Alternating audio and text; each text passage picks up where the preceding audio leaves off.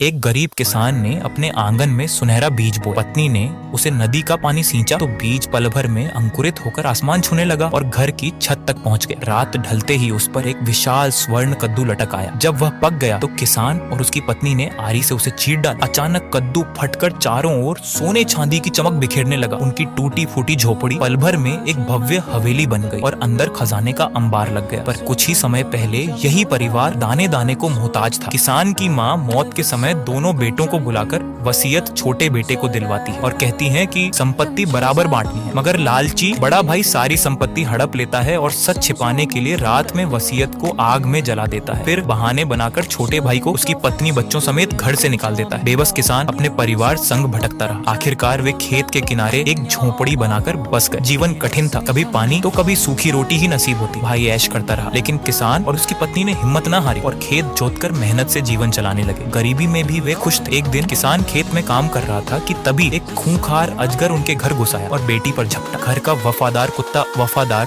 तुरंत लपका और अजगर की पूंछ पकड़ ली, मगर ताकतवर अजगर ने उसे जकड़ लिया और दम घोंट दिया। कुत्ता बेहोश हो गया और अजगर बच्ची की ओर बढ़ा। तभी किसान दौड़ता हुआ आया और बिना समय गंवाए अपनी दरांती से अजगर का सिर काट डाला। इस तरह किसान ने अपनी बेटी की जान बचाई। उसकी मेहनत और साहस ने साबित किया कि विपत्ति कितनी भी बड़ी क्यों न हो, सच्चा परिश्रम और हिम्मत इंसान को हर संकट से उबार ही देता है।